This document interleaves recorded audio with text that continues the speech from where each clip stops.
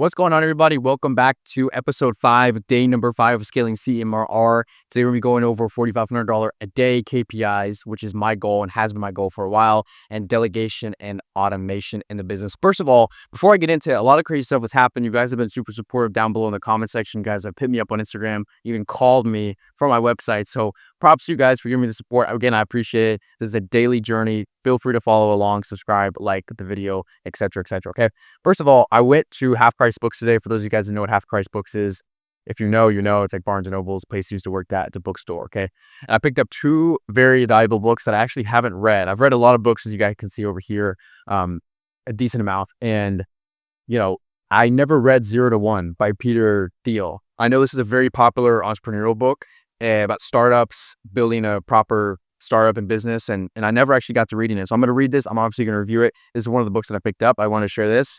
Then this book as well, which is called The Great Game of Business, is by Jack Stack. I haven't heard of this guy before. I don't really know what he does, but I saw the summary of it on the very back, and I was like, this sounds really interesting. It kind of applies to what I'm doing right now in the business in terms of system scaling, delegation, and like actually being proper, CEO who builds out automations, who can delegate stuff, and who's actually like working on high level tasks and getting out of that like hustler mentality of an agency owner. Okay. So those are 2 of these books I wanted to share. Obviously, they're right here. You guys can look at them and take a screenshot if you need to. But yeah, these are the 2 that I picked up. I'll be reviewing them. I'm reading a book a week. We've been doing that for a while. And I'm going to do that in 2026. Read a book or 2 a week is kind of what we do. So without further ado, let me show you guys kind of what we're doing here on the screen. So obviously this is day number 5. So we're focusing on delegation and automation. Today we weren't supposed to send any cold emails, but we accidentally did because I turned on my campaigns.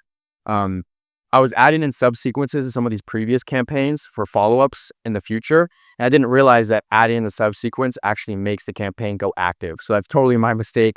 Today we sent 700 emails we were not supposed to. So in other words, it's kind of a waste of leads because it's a Sunday and we're only really sending on weekdays, not because of domain deliverability or health, but because of the overall health of the campaign in terms of responded leads.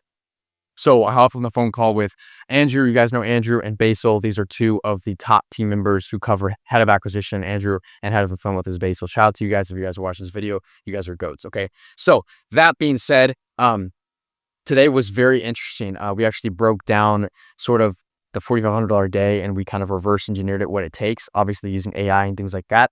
For instance, ChatGPT gives you guys way too ambitious numbers. This is not realistic at all. Like it had a 3% reply rate. You send 2,000 cold emails a day, 60 people is a 3% reply rate. That's insane. You want to cut that by like a quarter, and then you want to cut that by another half for positive responses. So ChatGPT is over here throwing out random numbers. If you had your KPIs dialed, like your reply rate, which is like 2.2% or like 2 to 4%, that's great. But how many of those are positive? So it splits it in half, if not a quarter. So 2.2% reply rate is great, but you need to figure out your positive response rate. And let's say your ABR, so your average booking rate is like 0.0002%.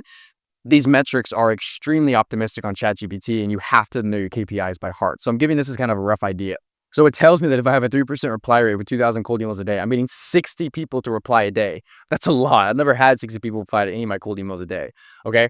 Then from there, 2%, like what we said. Okay. So that's 40 positive responses a day if it's 2%. Which is apparently my number right here. So I'm supposed to be getting that number, but I'm not. So again, ChatGPT is wrong with this type of stuff. And your ABR, obviously, if your average booking rate from administrative book calls is a lower percentage, then obviously you can book those. It says 16 book calls a day. That's insane for 2,000 cold emails. But the show up rate 68%. So it tells me if I take 11 calls a day and I close like 20%, which is industry average, that's 2 clients a day at a package of 4,500. That's 9K in a single day. So this is kind of what chat is telling you. Please, for the love of God, people, stop taking ChatGPT as like the Bible or like the next, like as like ancient text. Okay. This is like just some LLM that isn't really understanding the market. It's just spitting out numbers because this is what it's programmed to do. You have to look at your actual KPIs of how many you're sending the past, say past week.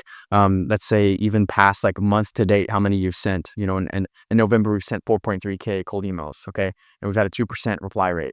From there, I'd probably say about half of those replies, actually a quarter of those replies, or maybe even a third, is about positive. So then you have to go back and look at email sent, reply rate, positive reply rate. Your ABR, average booking rate, is somewhere around 0.001% or something like that. And then obviously your show up rate from a book cold call, you know, it's like probably 60 to 70%, 6, 7. And then, you know, close rate is, you know, 20 to 40. So that's very interesting. I want to kind of show you guys those metrics and stuff like that. But back to really quickly here, back to the book a week.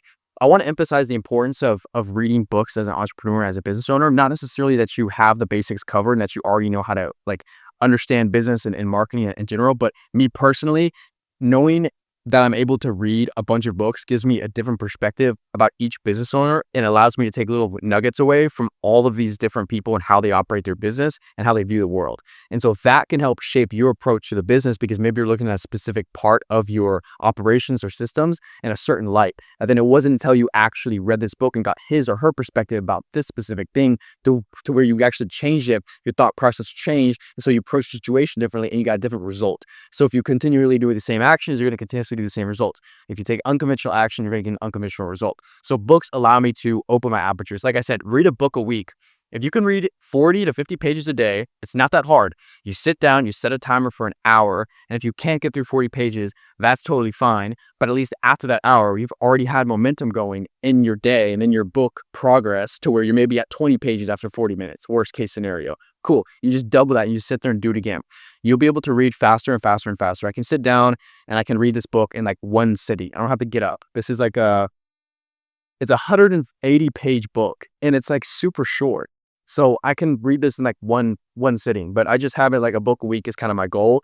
In 2026, I want to go from either 52 books or more. 52 books to like 100 books is what I want to be. I want to be around that range. So that would be ideal for me. Yeah, I want to stress the importance of that. Obviously, today's a Sunday, so not much things have actually changed.